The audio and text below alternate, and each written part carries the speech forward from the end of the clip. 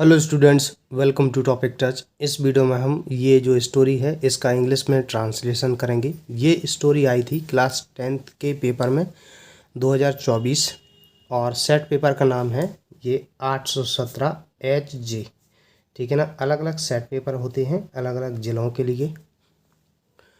तो हमें इस स्टोरी को इंग्लिश में ट्रांसलेट करना है। ये 4 नंबर की स्टोरी है।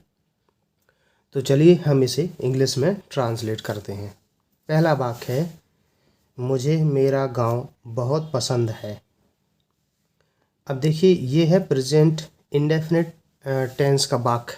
ठीक है ना, प्रेजेंट इंडेफिनिट टेंस के जो वाक्य होते हैं उसमें लास्ट में आता है ता है, ती है, ते हैं, ता हूँ। लेकिन इसमें देखिए इसमें ये नहीं लगा है ता है, ती है। अब कई वाक्य ऐसे भी हैं जिसमें ता है, ती है, ते हैं नहीं आता है, लेकिन वो फिर भी प्रेजेंट इंडेफिनिट टेंस के वाक्य होते हैं। जैसे मैं तुमसे सहमत हूँ। ठीक है ना, तो मैं तुमसे सहमत हूँ, तो उसमें देखिए ता है, ती है नहीं लगा है, तो वह भी प्रेजेंट इंडेफिनिट का है। तो इसी तरह ये भी है, क्योंकि इसमें देखिए क्रिया है, पसंद है या पसंद करता हूँ। हम इसको ऐसे चेंज कर सकते हैं, मैं अपने गांव को बहुत पसंद करता हूँ। तब हम इसको अंग्रेजी में अनुवाद कर लेंगे। तो मुझे या मैं आई, पसंद करता हूँ लाइक, करता जब बहुवचन होता है क्रिया में SIS नहीं लगता है। मेरा गांव यानी कि माई विलेज। उसके बाद बहुत तो very much, I like my village very much. इसके बाद आगे है, यहाँ के लोगों में बड़ा अपनापन है। तो इसमें देखिए करता तो है अपनापन, ठीक है ना, बड़ा अपनापन, और फिर लगा है। अब जब कर्ता पीछे लगा हो हिंदी वाक्य की क्रिया से, ऐसे में हम कर्ता देयर को बनाते हैं। तो देयर, और है तो इज। अब बड़ा अपनापन, तो अपनापन की होती है फेलो फीलिंग या एफिनिटी। ठीक है ना, तो अब जैसे हम बड़ा की अंग्रेजी यहाँ पर बिग नहीं लगाएंगे। बिग मतलब कोई जैसे वस्तु होती है ना, जैसे जैसे एक बैग है और एक दूसरा बैग है, तो एक जो बैग बड़ा होगा उसके लिए बिग होगा। ठीक है ना, तो यहाँ पर एक फीलिंग है, फीलिंग। तो इसके लिए जो बड़ा है, बड़ा की अंग्रेजी ये इसका एडजेक्टिव आएगा ग्रेट। तो देयर इज, इसके बाद है आ ग्रेट, और अपनापन, बड़ा अपनापन यानी कि ग्रेट फेलो फीलिंग।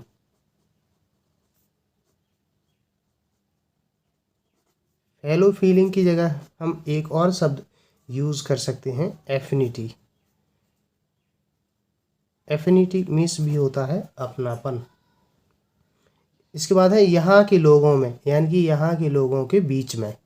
ठीक है ना, तो अब लोग बहुत सारे हैं, तो बीच के लिए, दो लोगों के लिए बीच की अंग्रेजी बिटवीन आती है, बहुत सारे लोगों के लिए एमंग।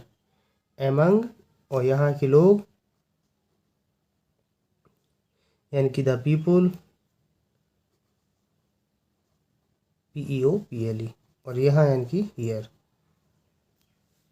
तो there is a great fellow feeling या एफिनिटी, इसकी जगह, दोनों की जगह पर हम एक एक को ही लिखेंगे, एमंग द पीपल हियर। ठीक है ना, इसके बाद आगे, मेरे गांव में कारखाने नहीं हैं, इतना अनुवाद करेंगे। ये भी देखिए इसमें कर्ता पीछे लगा है, तो इसमें ऐसे में हम देयर को कर्ता बनाते हैं, देयर, देयर इज। इसके बाद देखिए कारखाने नहीं हैं, नो फैक्ट्रीज। अब हमने देखिए नहीं की अंग्रेजी यहाँ पर नो क्यों लगाई, नॉट क्यों नहीं लगाई, क्योंकि ये जो फैक्ट्री नाउन है, नाउन के पहले ये एडजेक्टिव आता है। ठीक है ना, नॉट तब आता है जब कोई मुख्य क्रिया लगी हो। देयर इज़ नो फैक्ट्रीज मेरे गांव में, यानी कि इन माई विलेज।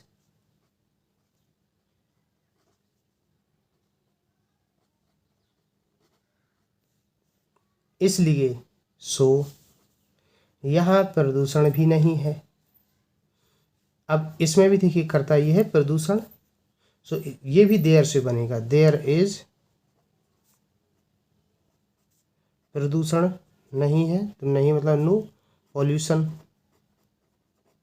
पॉल्यूशन मतलब प्रदूषण, और here there is no pollution here, full stop.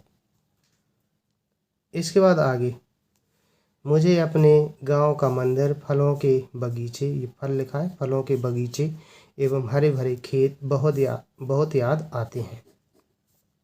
तो याद आते हैं यानी कि मैं मिस करता हूँ, उन्हें याद करता हूँ। जब हम किसी को याद करते हैं तो उसकी अंग्रेजी होती है मिस, ठीक है ना, आई मिस, मैं याद करता हूँ। और हम जैसे कोई पुरानी घटना है, कोई पुरानी बात को याद करते हैं तो हम रिमेंबर लगाते हैं, ठीक है ना। तो आई मिस, मुझे याद आते हैं अपने गांव का मंदिर। तो देखिए अपने गांव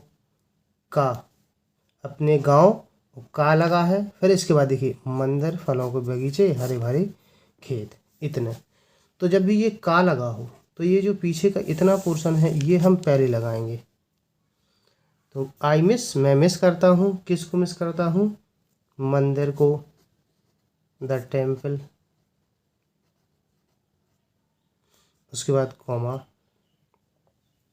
फलों का बगीचा, तो फलों का बगीचा होता ओरचर्ड मीन्स, ठीक है ना, इसको ओरकार्ड नहीं, इसको ओरचर्ड बोलते हैं।